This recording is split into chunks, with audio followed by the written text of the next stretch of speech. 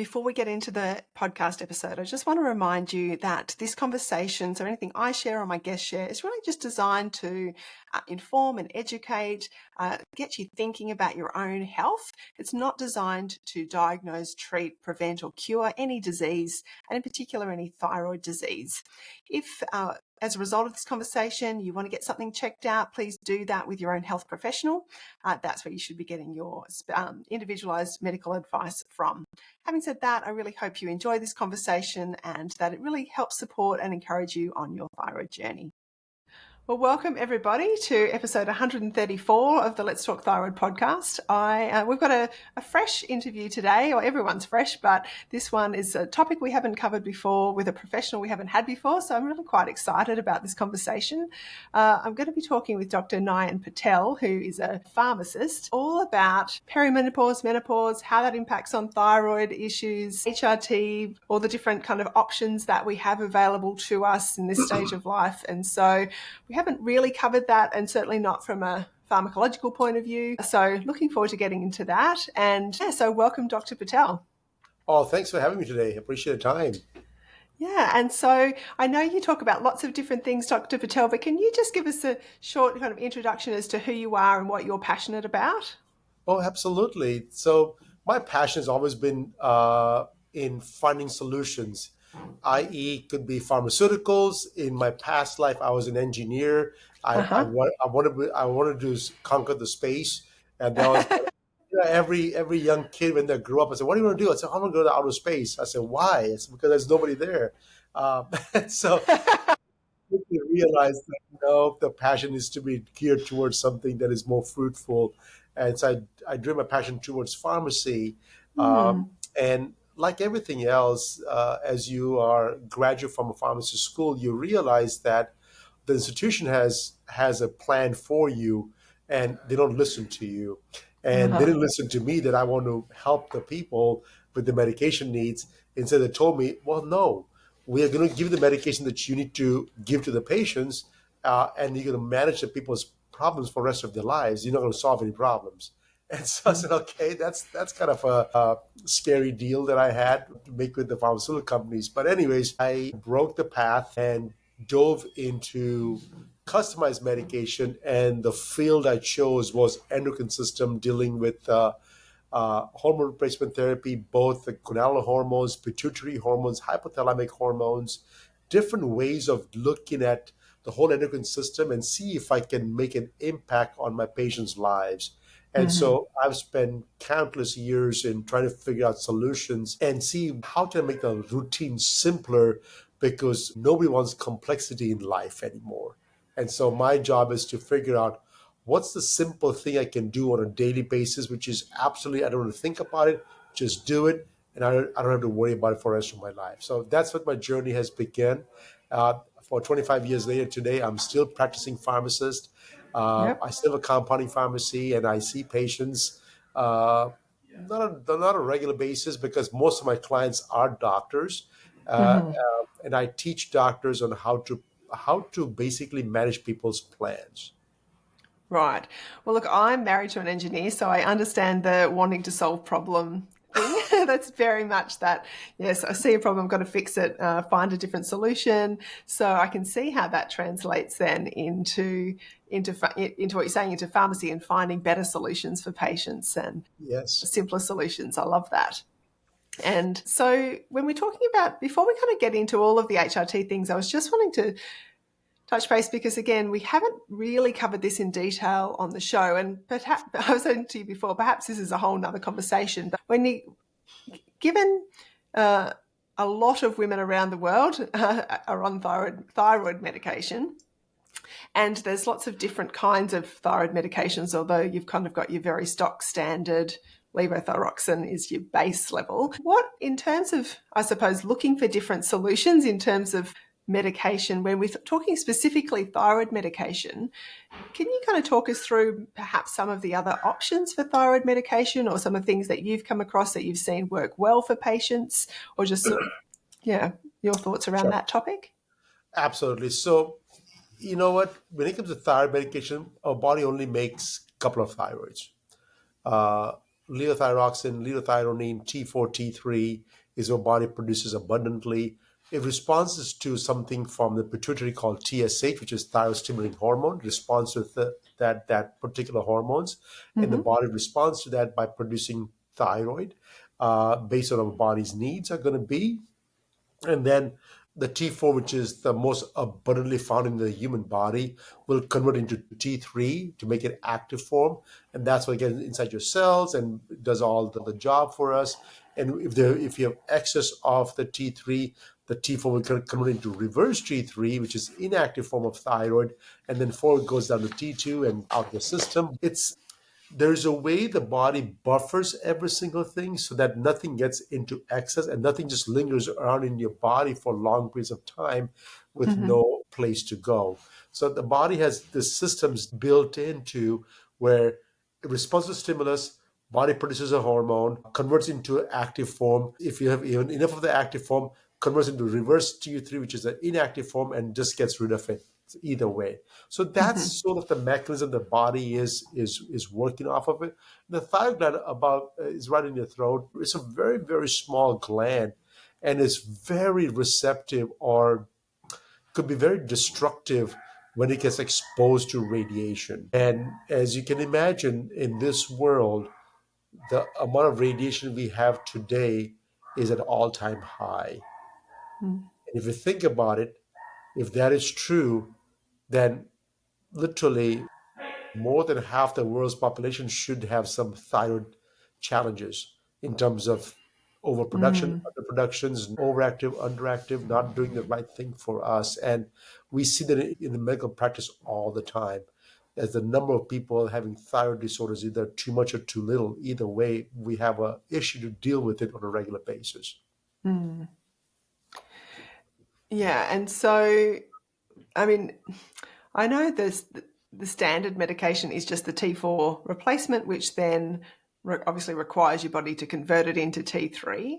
I mean, Yes. personally for me, that's I've tried a few different medications over the years, over 30 years, but I've come back to the T4. Like, so I am on the kind of, your standard thyroid medication, but I know that different kind of compounded T4, T3 or T3 only or slow release T3 or fast release T3, like those are perhaps a little bit more common than they used to be.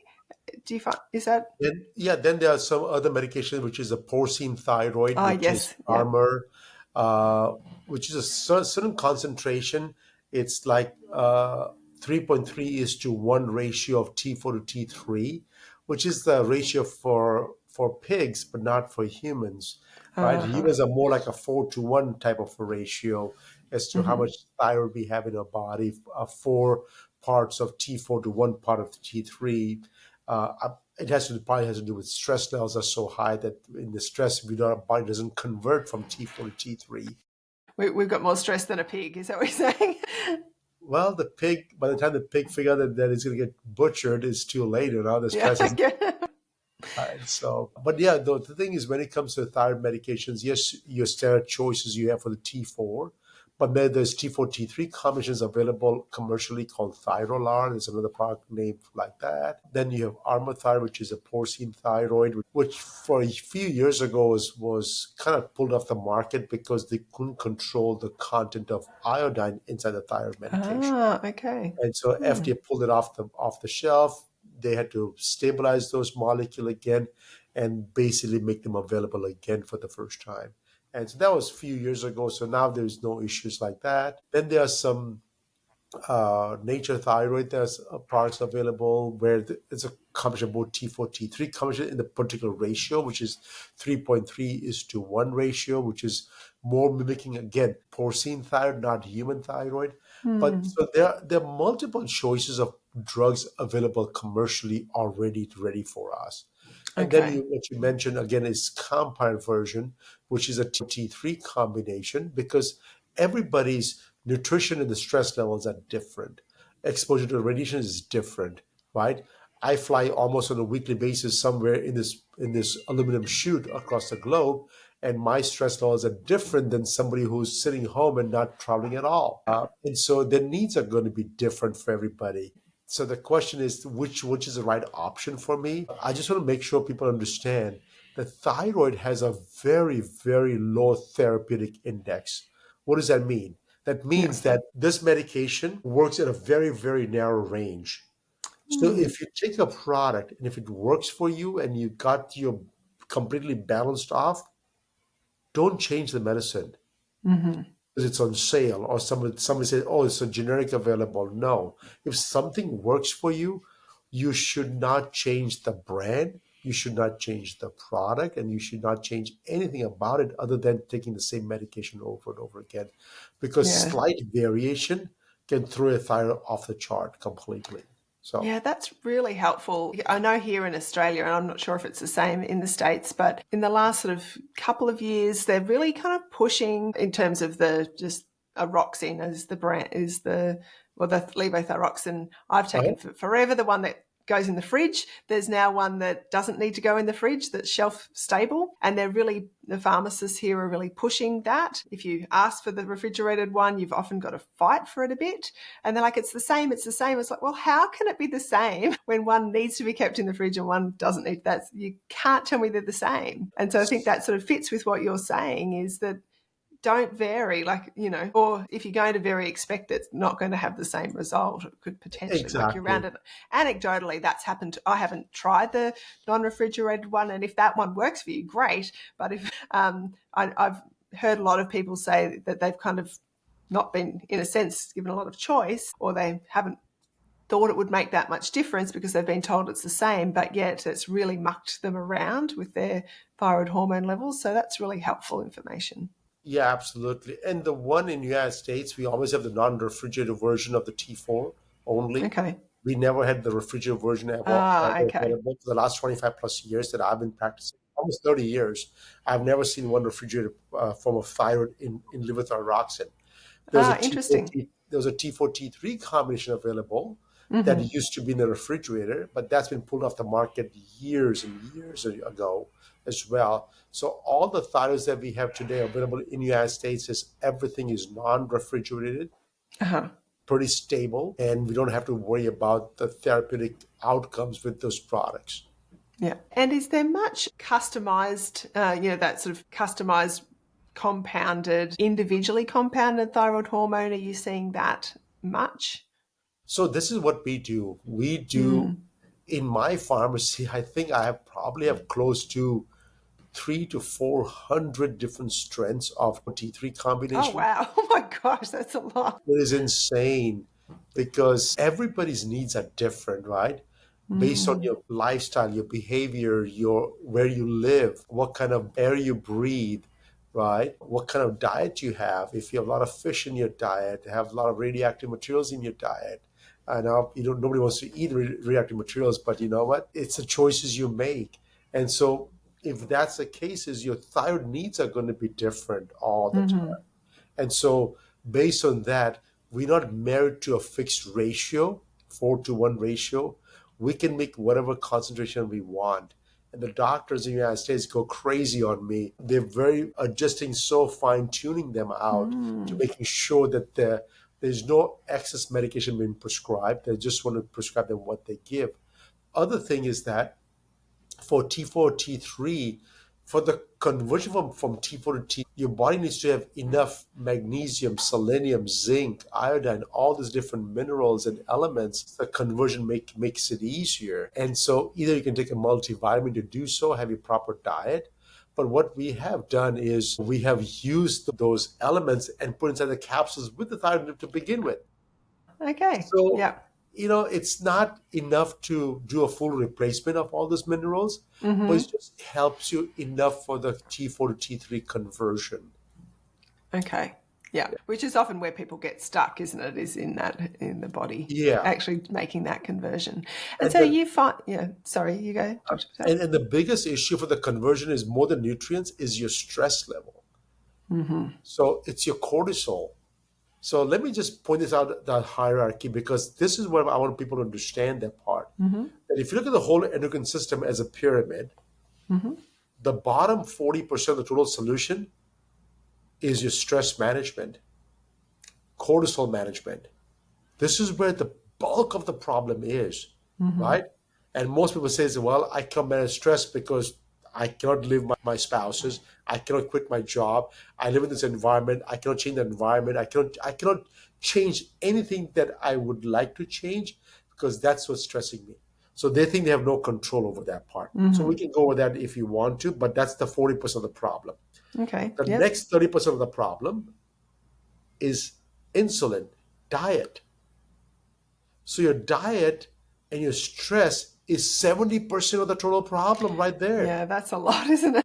That's a lot. The next 20% of the problem is your thyroid. Uh-huh. And the last 10% is your sex hormones. But Uh-huh. yet people come to me, I have hot flashes, nights where I can't sleep. Can you give me some hormones? I said, well, the solution is all at the bottom where I gotta Mm, manage your stress first. Are you sleeping okay?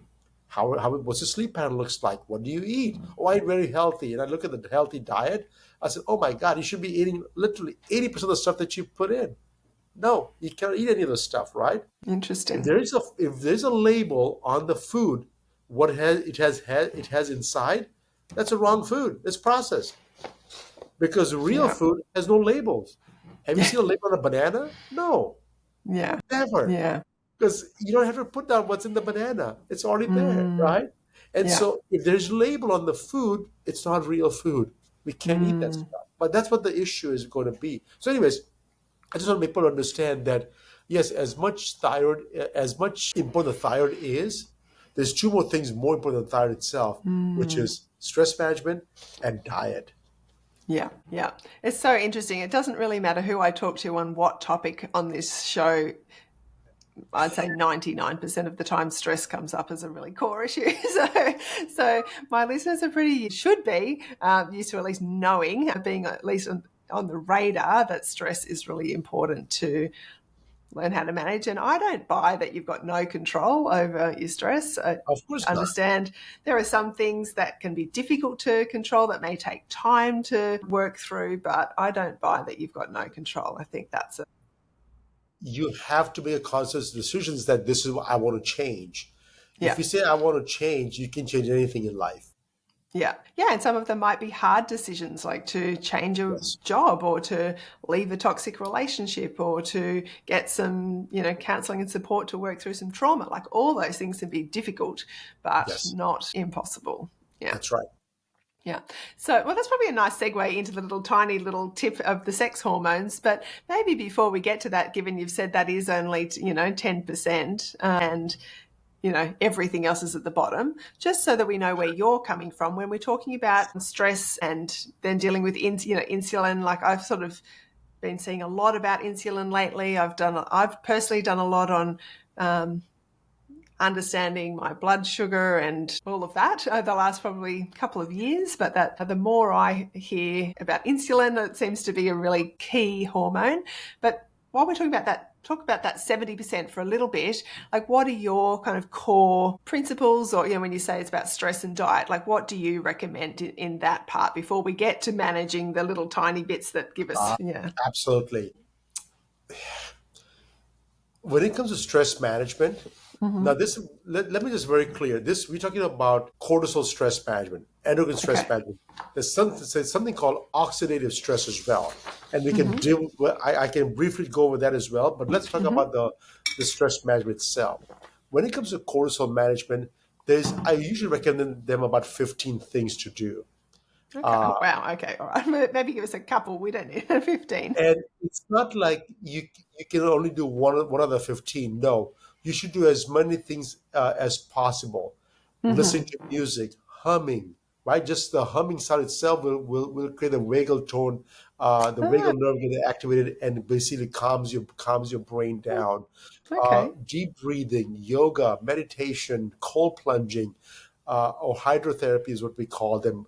Mm-hmm. Grazing, just eye gazing to far away to the horizon. All these things. So if we just, I would say that hey, there's people smarter than me, which is the AI robots.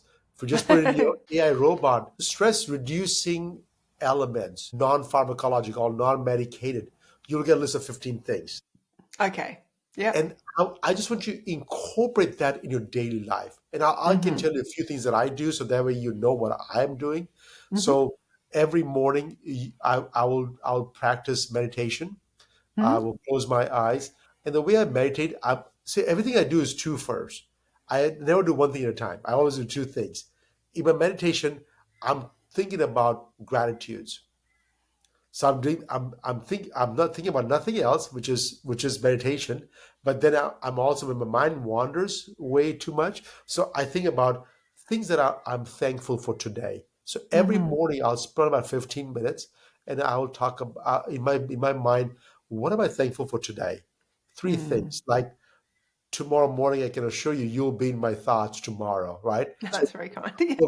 here today to spread this message that I never take anything for granted, and Mm. so all these things. So if you start grounding yourself, right? Well, grounding is another thing, right? Grounding your feet in the sand is another thing, but grounding yourself mentally, it Yeah. helps you to stay focused on your path. So that's what I do in the morning. Then Mm-hmm. I will do deep breathing with my meditations as well. Then I don't do cold plunging, but I do take cold showers every day. So I'll probably do cold showers. Mm-hmm. I don't know, for cold plunging, I have to get in a tub, and I just don't have. I don't know. That's not me, probably. Yeah. Uh, Yeah. Before every meeting, I will probably do a box breathing, so to basically just calm my nerves down. Mm-hmm. Mm-hmm. I'm always out in my backyard. I'll be watching to the horizon, watching the mountains. I'm in Los Angeles, so we see beautiful mountains Yeah. Beautiful. every Yeah. day. So I'll be in my backyard and probably watch the mountains every day as well. So the thing is, and of course, I love music, so I'm constantly humming. Mm-hmm. So I do few Yeah. things You've here just and there. incorporated it into your daily routine, which is Everything. the only way to make it sustainable. Otherwise, you'll never be able to do it, right? Mm. When you talk about toxic relationships, toxic businesses, or whatever things you do, I don't need people in my life. I really don't. So if I don't have fun with people in my life, I try to keep my distance away from them as much as Mm-hmm. possible. I don't cut ties completely because they need me more than I need them. So I want to be them for them. So I just want to be there, but I don't want to be part of my life because it just brings me down, right? I have a huge staff. I have multiple companies that I run. So Mm-hmm. I tell my staff too, you know what? If you're going to suck my energy out of me, please don't see me in the morning. Well, it sounds like you've got really strong boundaries, and boundaries are really Yeah. healthy in relationships. Yeah. Yeah. And so I want people to make sure that this stress management is very critical. And then of Mm-hmm. course, once all this fails, then you go to the pills. And I'll tell you, pills don't work as efficiently as other things that do, right? So Mm. there's something called phosphatidylserines. It's an amino acid that people take to basically reduce the cortisol levels, and that works a little bit, but not very foolproof. In Los Angeles, I have lots of movie stars as my clients, and CEOs as my clients, and Mm-hmm. doctors as my client, and what they have is stress levels are very, very high. Yeah. And in their case, it's not the cortisol stress, it's the adrenaline stress. There are a lot of adrenaline Mm-hmm. pumping in. And so this is my secret. They can't sleep at nighttime at all. There's so much wired. They're really tired. By the end of the day, they're really tired. But there's so much adrenaline into the system that they can't fall asleep at all. They're like Mm-hmm. jittery and just shaky all the time, right? It's not that they take too much coffee either. And so what I do for them is, if you think about the science, T3, thyroid, active thyroid inside your cell can push out the adrenaline out of your cell. So I prescribe them just a T3 right before they go to sleep, and literally Mm. 10 minutes later, the pulse drops and the adrenaline's out of the system, and they're falling asleep completely. Wow, that's interesting. I haven't heard about using T3 for sleep. Oh So gosh, no. without thyroid issues, but they're just helping them to Again, it this is not for everybody. These yeah, are for yeah, people yeah. these are That people really high stress. very, very high stress. I have a lot of CEOs, I have a lot of billionaire clients, a lot of movie Yeah. stars, Mm-hmm. directors, uh, people with high positions. They are constantly being bombarded with a lot of different Yeah. situations, and Yeah. and it's not like uh, they're trying to push away things. They themselves are that kind of person. They want to attract everything. They're like Yeah, yeah. adrenaline junkies. They're Yeah, yeah. junkies themselves, right? And Mm, so, yeah. yeah, I give them the T3, and literally 10 minutes later, they are dropping, the blood pressure drops, the pulse drops, and boom, they fall asleep. Wow. Well, that's really, that is a little secret then, isn't it? Well, Yes. that's, yeah, okay. And so, in terms of diet and insulin, Right? like, what are your recommendations around there? Maybe we work up the pyramid. So, insulin is by far the most toxic chemical that we produce inside our body, Hmm. the most toxic chemical. So that's why insulin in your body needs to go up and come down really, really fast. You Okay. cannot have insulin in your body linger on for too long, because insulin will cause you oxidative stress. It can bring chaos in all kinds of chemical reactions Yeah. Okay. in your whole body. And oxidative stress is linked to each and every disease in the world. Mm-hmm. Now, that's a whole other topic. We can Yeah. talk for an hour plus on that one. That's my book, The Mm-hmm. Glutathione Revolution. I wrote the book on glutathione. It's all about your body has a defense system built in to deal with oxidative stress by producing glutathione. Mm-hmm. And as we age, the levels are dropping and dropping and dropping, and we don't have enough of that. And so that my research has been over the 25 years on that particular molecule. How Okay. can I enhance it in your body? So you Mm. can do that. The number one thing you do that for that is, guess what? Reduce your exposure to toxic chemicals and toxic foods and toxicities in your life completely. Mm-hmm. Number two, in your diet, you have to have amino acid rich diet, which is mainly the cysteine, glycine, glutamine. But cysteine is probably the most, it's the stinky foods that nobody likes to eat. So that is Uh, part of the diet. But insulin, overall, the way you control insulin is you basically only eat real food. mm-hmm. Okay, lots of vegetables, lots and Yeah. lots of vegetables that will not spike your insulin levels. What spikes insulin is carbs, right? Yeah. If you're going to eat carbs, simple carbs, then you have a problem.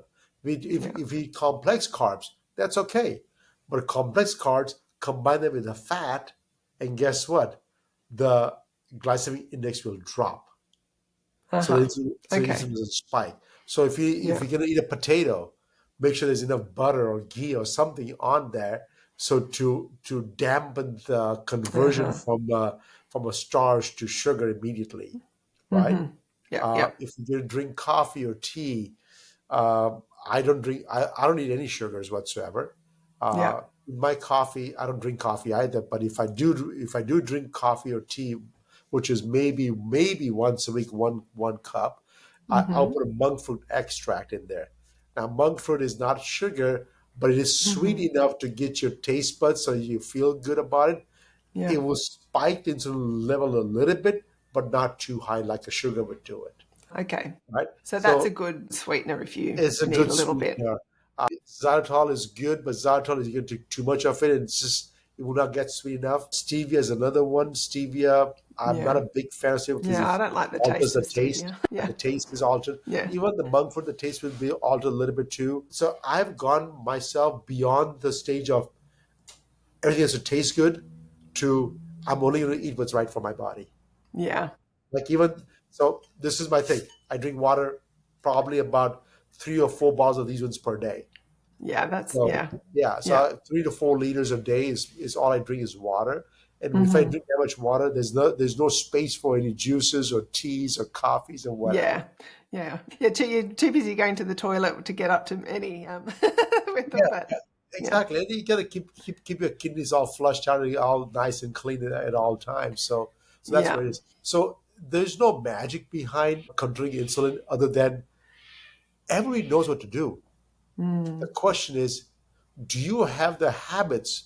Do you have the routine so that you don't fall off the routine, right? It's easy Yeah. to pick up a bag of chips or crisps or whatever, right, with your sandwiches. Or can you cut out the chips and all? And if you have to eat a sandwich and you have to have a chip, then cut the sandwich out completely. Have something else as a Yeah. meal, right? Yeah. So you got to retrain your brain in such a way that you're not craving some other foods because it's like a pairing effect. Yeah. Yeah. So, look, and I'm sure there's a lot more around that we can talk about, but I want to get to the pointy tip of the pyramid, which is Okay. the sex Sex hormones. hormones. Okay. But I think it's really helpful to have that context that if you're just trying to deal with, if you're like, so I turned 50 last year, so I'm kind of bang in the middle of all of that perimenopausal kind of stage. So if you're kind of like me and you're starting to get the odd hot flush and starting to notice, and if I look back, there's probably been other things I have noticed, but until really the last few months, I've been doing all right, and I'm kind of okay. But I think it's acknowledging. I mean, I would say for me, that 70%, I mean, like I've always got room to improve, but I've kind of worked a lot on that over many years. The diet, the lifestyle, the reducing toxins. And so, but if you're listening and you haven't, I think it sounds like, for what you're saying, Dr. Patel, it's really important to get that base right. You can't just expect to come in and sort out your estrogen and progesterone and testosterone, if you haven't Yes. got the base, kind of solid. Is that, or it's going to be much harder? Is that right? It's not harder, but what when people come to me, Mm-hmm. they want to do this 10% of the problem solution, right? Mm-hmm. I said, give me the solution I need right now because I can't sleep. I have hot flash. I can't sleep. My libido is really low. My Yeah. doctor told me that I have osteoporosis. I can't remember things. I'm fatigued. I'm tired. I just don't know where to begin. So sometimes I go start from the top because that's what they want right now. Yeah. But Mm-hmm. keep in mind, you got to fix the bottom to ever achieve full benefit. You Uh-huh. cannot deal with the hormones by itself and expect to have full recovery. Okay, so when it comes Yeah. to hormone replacement therapy, this is something that I've observed over the last 30 years.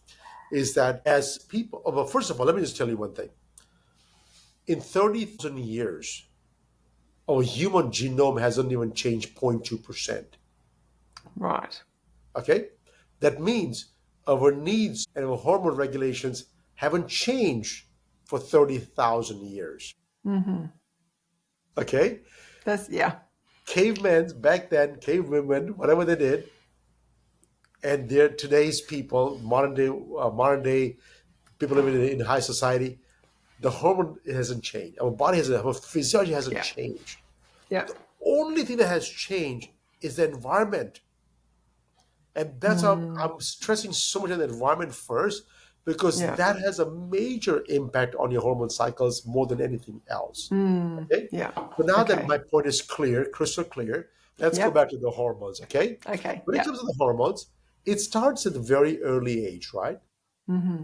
First is you're born with no cycles, and your body will eventually get your hormones to high enough because it's time for what? Reproduction, right? Unfortunately, I have two young daughters, and they already started having the periods at the age of 11. I said, "Oh my gosh, Oh it's too wow. much." Yeah. I It's know, becoming earlier, isn't it? it's coming early and early every year. So I was kind of Mm. sad at that time, but that's Mm. what happens.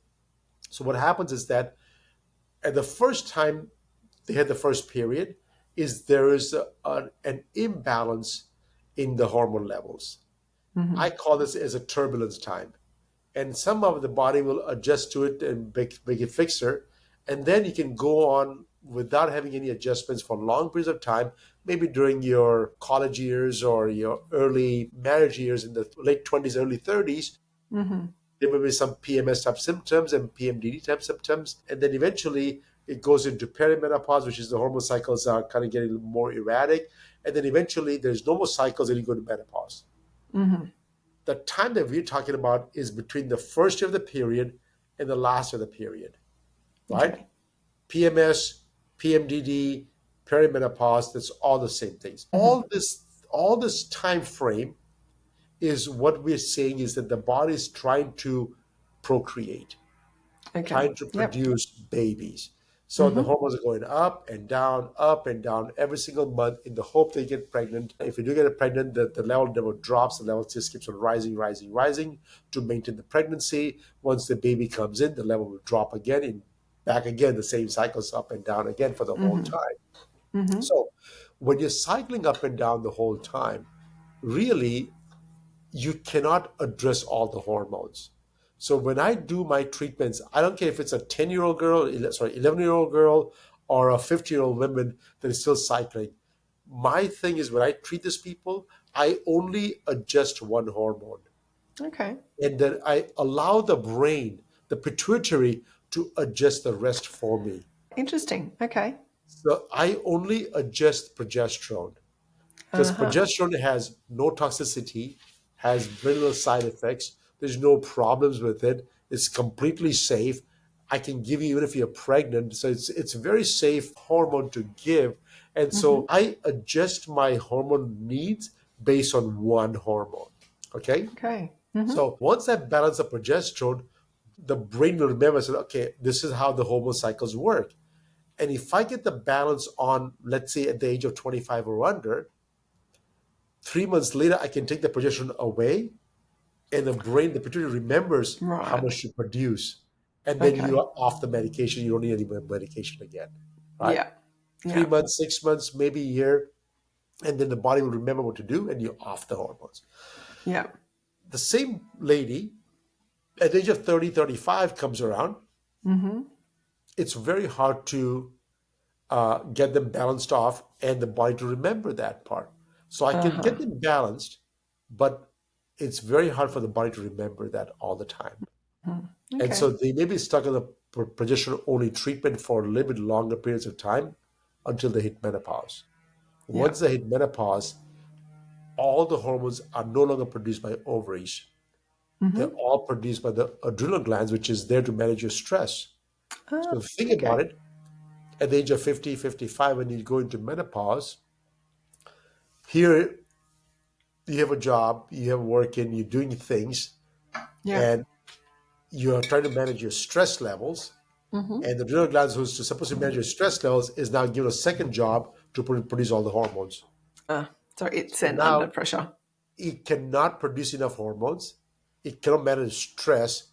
So your hot flashings, night sweats, not sleeping, and then you can't Mm-hmm. handle stress on top of it. Oh my God, it's a double whammy.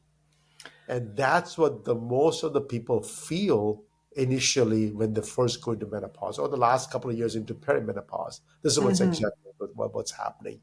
And so Yeah. for me, I in the last couple of years before they go to menopause, I start monitoring every single thing. And I may give them some testosterone, I may give them some DHEA. Mm-hmm. Very rarely, I may even give them some very low dose of estradiol. But Okay. again, it's all symptomatic relief, right? Yeah. I'm not trying to Okay. do anything more than that. But when it comes to menopause, I want to make sure that I'm taking over the job and replacing whatever the body needs. Because if I don't do that part, the stress is going to be on the adrenal glands. And then if the adrenal glands are stressed out, you cannot manage your stress and your mental capacity decreases. Mm-hmm. How your mental ability to deal with the stresses decreases, and so it becomes very very difficult. And so I'm using hormones to relieve the pressure on your brain to so that Mm-hmm. the brain is able to deal with the problems itself, and Yeah. the hormones are going to be enough to help deal with osteoporosis, heart disease, brain Mm-hmm. function, mental health, and just overall the physiological symptoms of hot flashes, night sweats, vaginal dryness, low libido, all those things, right? Those I call them those are somatic symptoms, which Mm-hmm. is yes, it's nice not to have those things, but it's not something that is making or breaking your body. Right. So if you were dealing with the stress, Uh-huh. then your adrenals could cope better with producing the hormones naturally, sort of in that menopausal stage, or do you think you always need a bit of hormonal support? So Or we just I've dealt with realistically don't cope with the stress, so we do need that. not that. The thing is, I'm looking at back. So I have served probably over 1 million lives in my pharmacy over the Mm-hmm. last 30 years, right? I've Mm-hmm. served so Mm. many That's a lives, lot. Yeah. mostly women. I would say 80% women, 20% Mm-hmm. male. Okay. And I probably have over 1 million lives I've served over my lifetime so far. And I always think back and say, how many people have come to me and said that, hey, I have no symptoms. so I should not be taking any hormones, right? Which is Yeah. okay. But the thing is, as I said earlier, symptoms are somatic symptoms, is what I call them, somatic systems. The symptoms is not what's affecting your body. Lack of hormones is actually affecting your skin health, your liver health, your heart health, your brain health, Mm. Hmm. and so your bone health. All these things being affected, right? And the unfortunate part is, if you don't take care of it, by the time you find out that there's a problem with it, you can reverse it back. Hmm. And so this So, is my biggest concern is always going to be is that let's not wait until it gets bad, because if it does get bad, which it mhm. will, this I cannot bring you back. Okay. So when do you recommend then a woman should be looking at her hormones and doing something about it? Like at what stage, assuming that there's no significant issue like that you might have Okay. in your 30s or even early 40s, like is there a stage or a rough age where you think, yes, you need to start paying attention now so that you can get it sorted before you end up in a bad way? So I always tell them, like, I have two young daughters, and I tell them the same thing. If you're having issues, even at the age of 14 or 15, let me fix the hormone for you temporarily. Let me see if I can recalibrate your body. And if I can Mm-hmm. do so, the brain will remember what's right for me, and then you can stop taking the hormones, and I'll be fine. So I treat my own girls too. I do take care of them as well. They don't like to Mm-hmm. talk to me. They like to talk to my mom, to her mom, but not to me, of course. I said, Dad, no, I can't talk to you. I said, that's gross. You just give me that. You just sort my hormones out, but I'll talk to go. Oh, it's all going to be via mum. Yes. And so, which is fine. I said, okay, that's all right. So I do take care of them. So I Hmm. always tell people that if you're symptomatic, I don't care if you're 25-year-old, 35-year-old, 45-year-old, if you're symptomatic, please, please, please take care of it. Right? Hmm. And this you only need one hormone, which is progesterone. You can adjust anything you want to do, adjust in your whole body with just one hormone. You don't Hmm. have to take anything more than progesterone, nothing more than progesterone. Right? And so, what symptoms should you be looking out for then? Like when you say if you Oh, experience any symptoms, like I mean, what? PMS. There's a book called Once a Month by Dr. Katrina Dalton. She was a doctor. She was an OB/GYN out of UK. Hmm. That gave us the progesterone treatment back in the 50s, 1950s. Okay. Yeah, so that's an amazing book to read, because it will give you a perspective of what symptoms are out there and how she treated Yeah. them. And she only Hmm. used progesterone her whole life to Okay. treat all the problems with the PMS and perimenopausal symptoms. And Mm. the symptoms could be, so identify 150 symptoms. Right. Yeah. Anything that can happen before the period and goes away as soon as you start your menstrual cycle. Uh It huh. could be due to PMS. I'm talking about mental disorders, psychosis, Mm. infections, uh, sleep issues, brain issues, fogginess or memory issues, night Mm. sweats, fatigue. I mean, all kinds of things. Yeah. As soon as every period, it goes away.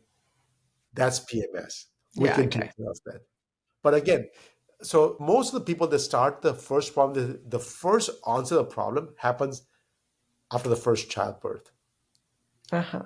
That's where I see Okay. So that that's, early. Yeah. Okay. that's where I see the first problem. Thyroid, it doesn't matter. It can happen anytime, right? Yeah. It's just what you exposure to. But when it comes to hormonal symptoms, it's usually around about the first childbirth.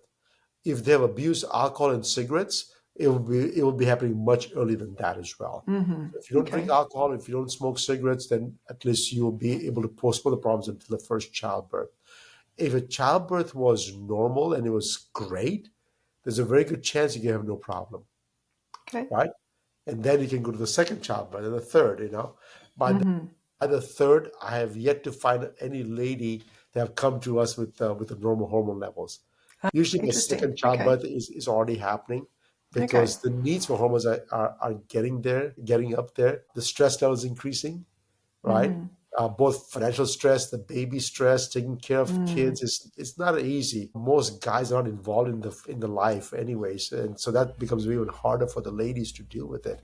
Hmm. They're doing everything by themselves sometimes, and so that makes it even harder. So stress kicks in, and they'll disrupt the hormone cycle. So that's a time for sure you're going to Now, here's In the terms of getting it checked, like, is that what you're saying? Like, you get look those, up for the symptoms. If the symptoms are there, yeah.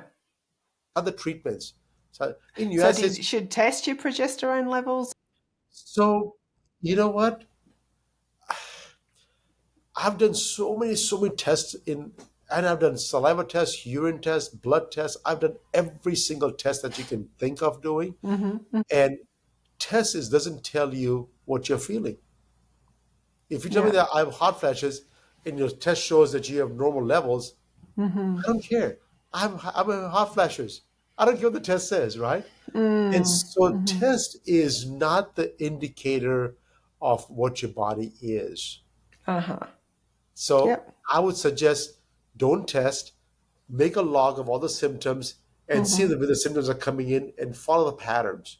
Mm-hmm. If you Yeah. can recognize the pattern, and the pattern is around the cycles and around your hormone Mm-hmm. ovulation time, you Mm-hmm. can figure out where things are happening. If that's what's happening, go to a doctor who recognizes those patterns and can help you treat those patterns.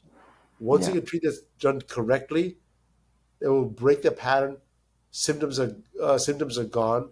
But more Mm-hmm. importantly, what it's doing is it's allowing your body to delay the process of menopause, Hmm. Okay. right? And here's the thing. Here's one thing that I want to make sure people understand that if you do the treatment early on, before you go into menopause, then the menopause becomes very easy. Mm-hmm. And then when you hit menopause, all your hormones can be checked out and can be replaced. All of them can be replaced. Estrogen, progesterone, testosterone, DHA, pregnenolones, thyroids, everything can be replaced, right? And if you do it correctly, you can literally push out end-stage diseases. Uh-huh. There was a study done in France. It was a French cohort study on 3,000 women taking natural progesterone, bioidentical progesterones, and estradiol combination Mm-hmm. as a cream, topical cream. And over 9 or 10 years of time they took the hormones, their risk for breast cancer was only 0.98. So let me tell you what the number means.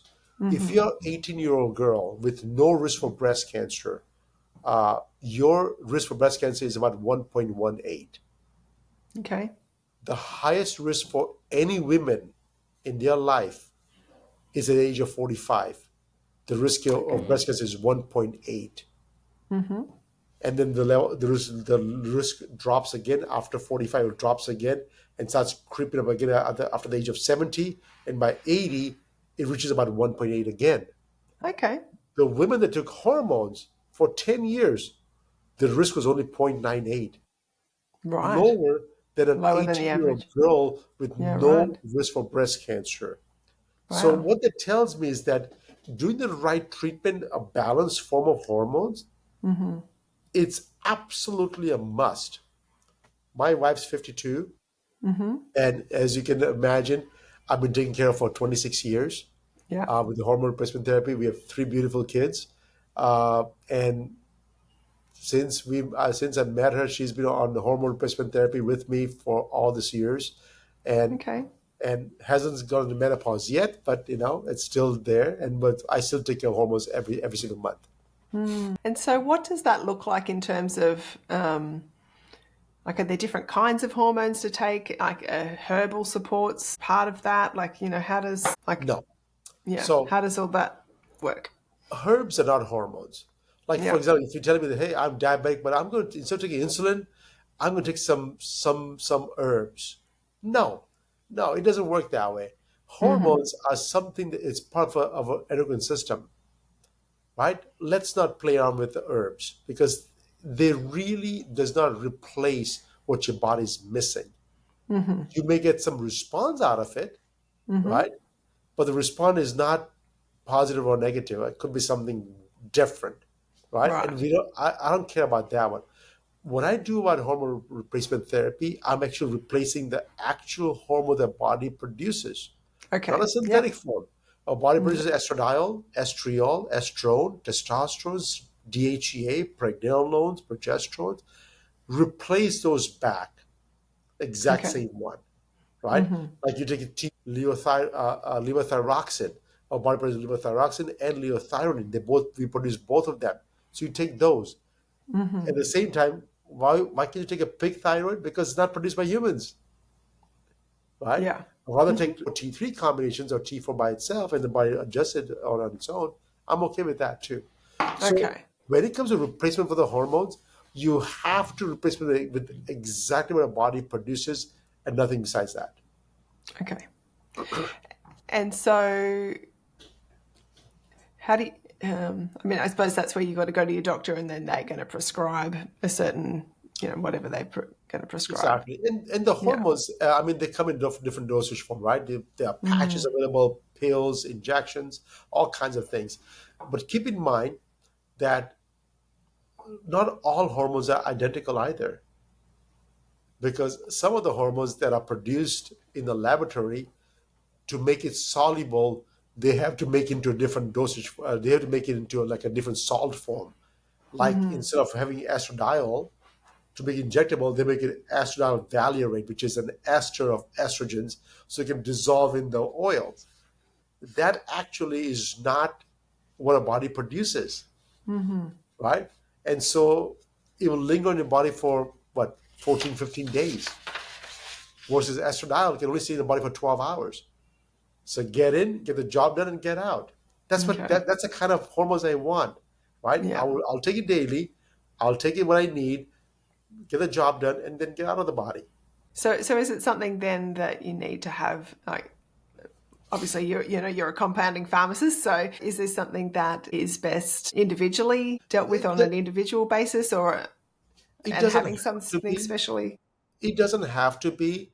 Uh, I mean, it doesn't have to be. So a lot of people are quite okay with just there are few commercially available products that, in the marketplace. You can just buy and put it on, and if it works for them, great, job's done, right? Yeah.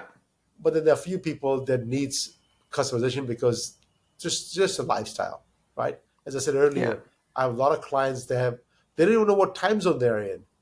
They're flying from Hollywood Right. to Yeah. Yeah. Toronto to Yeah. UK to Brazil on a movie shoot, and coming back, and they don't even know where they are. Right? So half the time Yeah. they just are all zombies, and so Yeah. it's a very difficult lifestyle. And for them, it's just the needs for hormones are extremely high, Sure. unfortunately. Yeah. Yeah.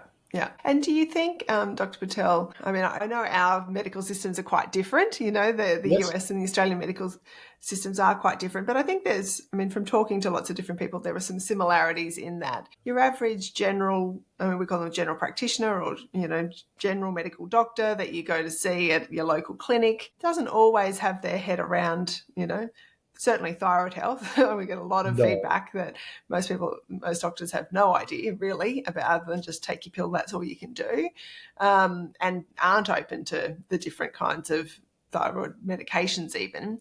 So when it's coming to dealing with at perimenopausal stage and dealing with these individual hormones, do you think your average doctor is sort of all over No. this, or do you need to go to a more specialised doctor? No, it's not. And the reason I tell you why is because an average doctor will spend 4 years in college to learn the whole body.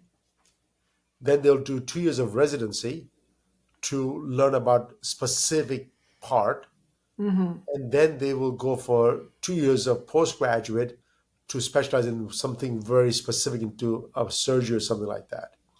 So let's look at it. Hormones are part of the endocrine system.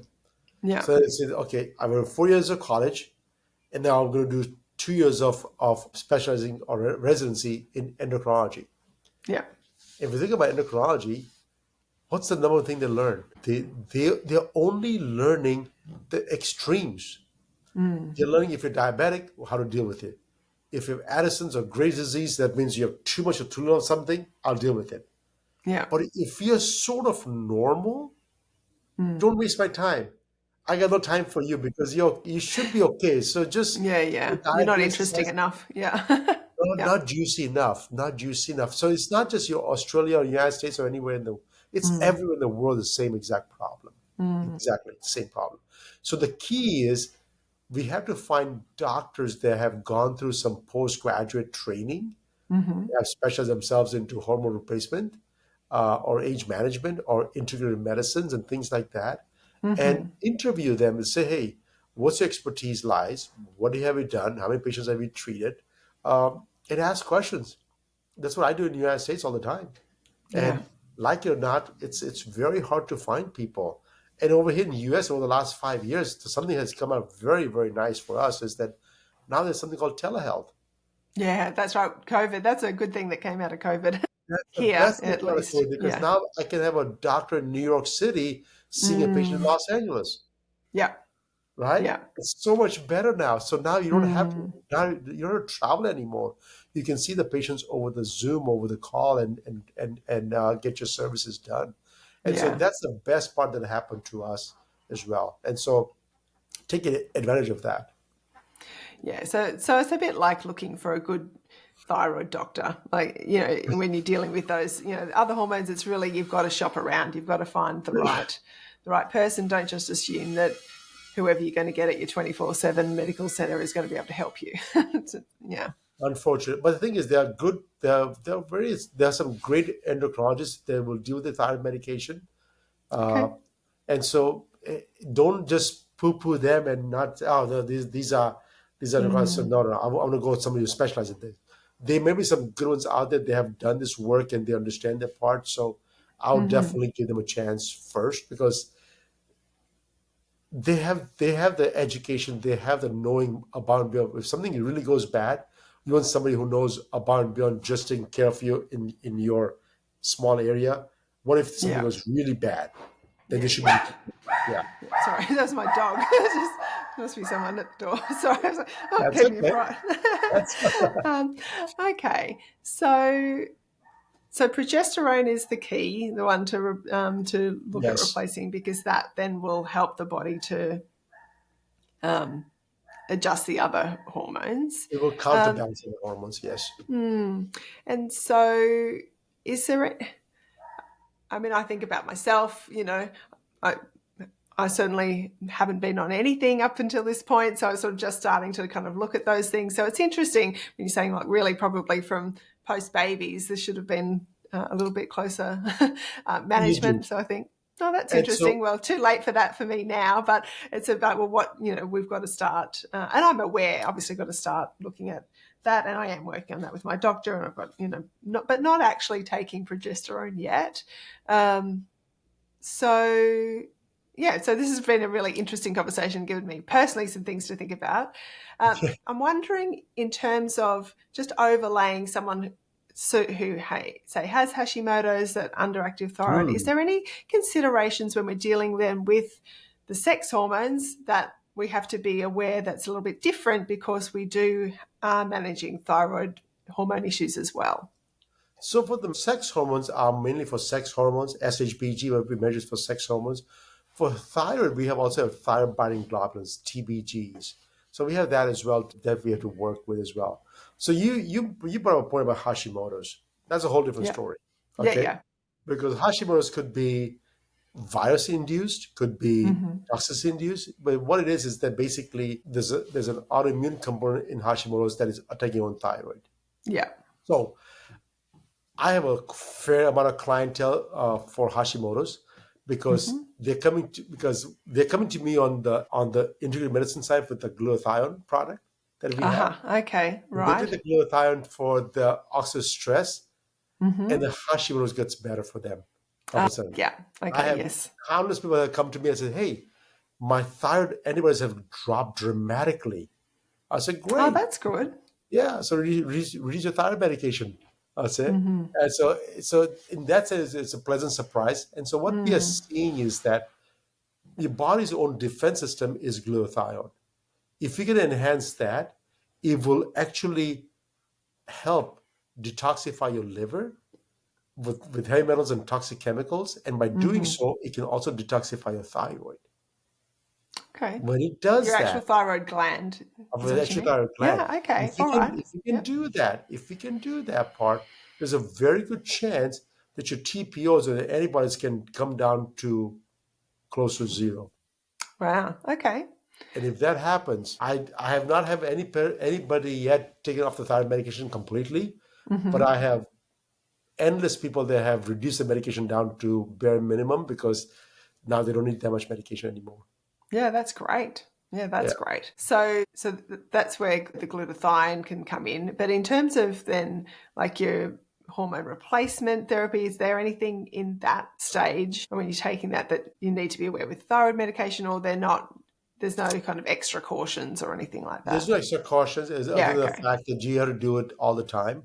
You Yeah. cannot replace the hormones and thyroid separately. You got to do it at the same time. When Yeah. you check the endocrine system, you check everything out.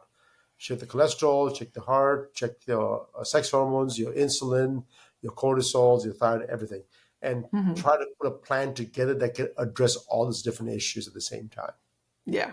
Yeah. Yeah. Because I know sometimes and potentially for me, this has probably been where I look back and I think, oh, maybe that what I thought was a thyroid issue was probably more of a perimenopausal issue, some kind of joint pain and that kind of thing. And I've always, I suppose, because I'm in the thyroid headspace, I think, attribute different things to thyroid issues as opposed to just say perimenopausal symptoms. And that's where it gets a bit complicated because they can be either, it could be either. So, It is, and when it comes to joint pain, it could be because of androgens, DHEA.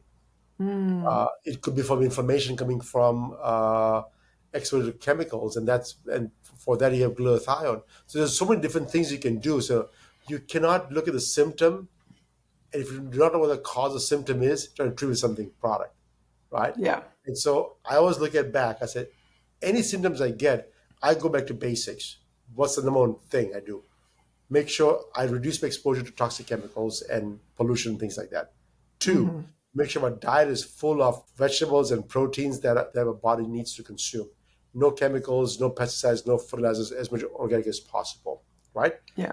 Then Hmm. three, after that, can I enhance my body's own glutathione production because that's what the number one molecule the body is produced. After that is like, okay, now what? Then you start looking to fine tuning the problem, but those gross issue has to be dealt with first. Yeah. Yeah. Yeah. I think that's a good sort of circling back to where we started. And yeah, which is great. It sort of does bring it back to, get this. It's like, I often say this, if you regular listeners will know, like if you can get the basics right, like get the fundamentals, and then that's going to reduce a whole lot of symptoms. And then, if you need that specialized help, get the specialized help. But if you're trying to get specialized help and you're still eating gluten, sugar, and drinking too much, you probably just, Wasting time anyway. Yeah, you yeah. can kind of get the low hanging fruit yourself. It's not easy, but you can do it, and then use the experts for that fine tuning. That's And you're absolutely right. It's not easy at all. It has taken me over 16 years, and I've been stacking habits after habits after habits over the last 16 years. Yeah. Oh, yeah, me too. Yeah, so it's not I'm easy. still learning. We're Still still on learning as that well. path. And the Yeah. thing is, the more I know, the less I do now, right? I don't go out. I don't go out parties anymore. I don't go out at Hmm. all as much as Yeah. possible. I eat home cooked meals all the time. I don't Yeah. drink alcohol at all.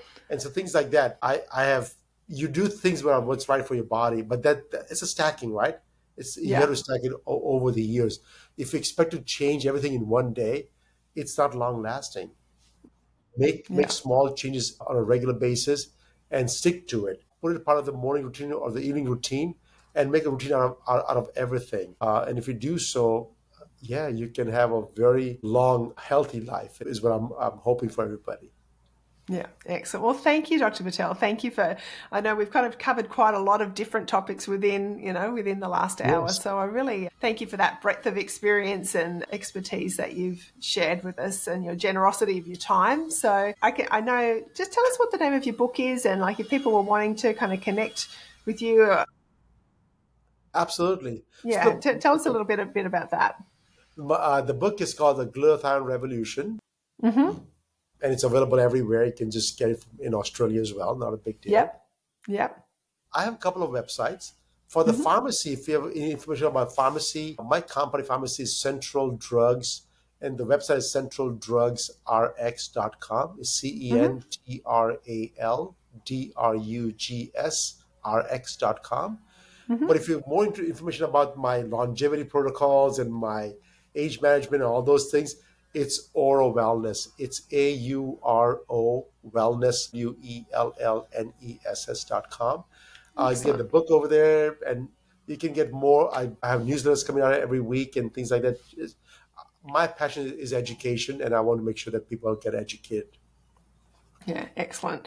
Well, yeah, look, I love reading new different books, and that whole glutathione topic is a whole nother topic. I know Yes. that, but I love the way that, you've kind of whetted our appetite around that too. So yeah, if you're listening and you want to pursue that, grab a hold of the book, check out the websites and see what Dr. Patel has on offer for you. So yeah, I like to always wrap up the episodes by challenging my listeners just to think about what's one thing, that you can take away from this episode, because we've covered a lot. And if you think, I want to do everything, you probably do nothing. So just think of one thing that you can take away to investigate, to do, to, just to think about and action that one thing. But thank you again, Dr. Patel, so much for being on the show. And really appreciate your time. Thank you.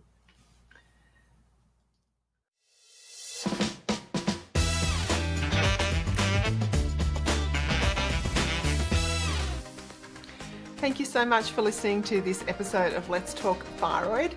If you have enjoyed the content, or perhaps you're thinking, my mum needs to hear this, or my sister or my bestie, I would love it if you would share this episode with them. That really just helps spread the positive and practical message of Let's Talk Thyroid, and helps that broader thyroid community, our friends and family, to live well with their thyroid health. So you can just, share the episode. If you subscribe on whatever platform you're listening to this podcast, it's free. It's really helpful, because then you'll be notified every time a new podcast comes out, and it just makes it much easier to find. There's usually a little subscribe button, or a bell, or follow often is the terminology. So if you wouldn't mind doing that, that would be helpful. Of course, if you want to leave a review, even better, just a sentence or two about how the podcast has helped you. You can definitely connect with me via letstalkthyroid.com. That's where you'll find access to my book, my coaching, my freebies, and really everything that I offer in terms of thyroid support. So thanks again for listening, and I'll see you next time. Bye.